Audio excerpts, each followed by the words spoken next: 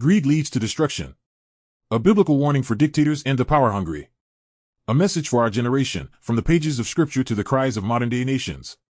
Greetings, my wonderful viewers and subscribers. Peace, love, and blessings. Remember to hit the subscribe button for more awesome content.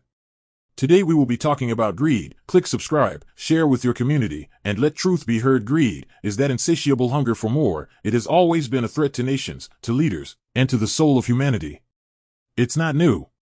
It didn't start with modern dictators, billion-dollar scandals, or corrupt empires. It started in the garden, when the serpent convinced Eve that what God had already given wasn't enough. And from that moment, mankind has wrestled with greed, the desire to possess what was never ours to take, to rule what we were meant to serve, to control what we were called to steward. Greed corrupts the heart, poisons leadership, and invites divine judgment. Throughout history, and especially in Scripture, God repeatedly warns us. Greed leads to destruction. Take Pharaoh, for instance, in Exodus 1. He wasn't satisfied with his wealth, his status, or his empire. He saw the Hebrew people growing strong and feared losing control. So what did he do? He enslaved them, turned fear into oppression, built cities on the backs of the broken. His heart hardened, and despite witnessing miracles and warnings from Moses, he refused to change. But what happened in the end? His greed for dominance drowned in the Red Sea, and his name became a byword for cruelty and rebellion against God. Then there's King Ahab in 1 Kings chapter 21. Already king over Israel, already rich with land and luxury, yet it wasn't enough. He wanted Naboth's vineyard. And when Naboth wouldn't sell it, Ahab's wife Jezebel arranged to have him falsely accused and murdered. For what? A garden. A piece of land. And what was Ahab's reward? Judgment from God through the prophet Elijah, declaring that dogs would lick his blood in the same place where Naboth died.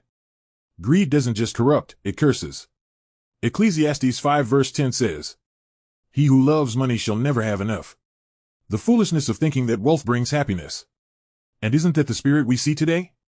Dictators and power-hungry elites, silencing their people, hoarding their country's wealth, sitting in palaces while villages go hungry.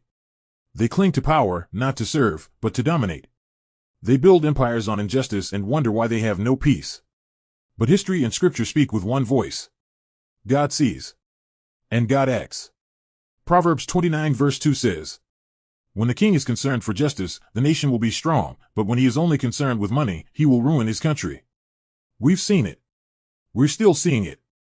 Greed makes leaders naughty in the sight of God, rebellious, reckless, and detached from the people they were called to uplift.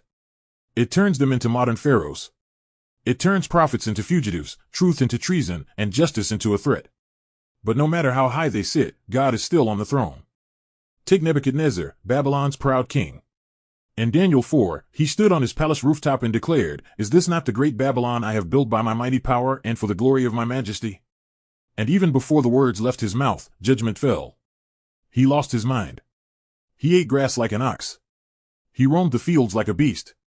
Until he lifted his eyes to heaven and recognized that heaven rules. God doesn't play with pride or greed. And he never has. Jesus asks in Mark 8 verse 36, "And how does a man benefit if he gains the whole world and loses his soul in the process?" It's not just about money, it's about motive. Greed for control. Greed for gold. Greed for glory. It turns kings into tyrants and nations into battlefields. It divides families, exploits the poor, and feeds systems of corruption. It sacrifices truth for power and crushes the righteous under the wheels of ambition. But here's the hope: God still raises up Davids and Deborahs. Leaders after his heart. Leaders who weep for the people, who walk in humility, who stand for truth even when it costs them everything. They may not wear crowns or command armies, but they carry the favor of heaven. They carry a rod, not a throne. They carry oil, not ambition. They carry obedience, not entitlement. And when the world forgets that justice matters, God sends a voice. He sent Moses to Pharaoh. He sent Elijah to Ahab. He sent Nathan to David. He sent Daniel to Babylon.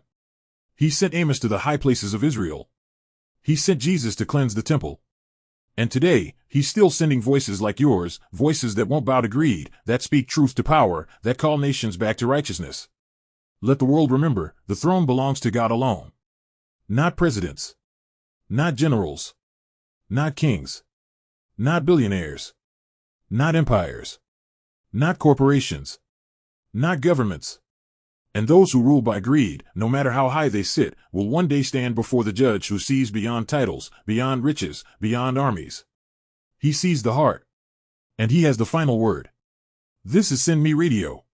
If this truth stirred your spirit, subscribe to Send Me Radio. We speak what others are afraid to say. We teach what the world tries to silence. Join the movement. Share this message. Let truth rise again.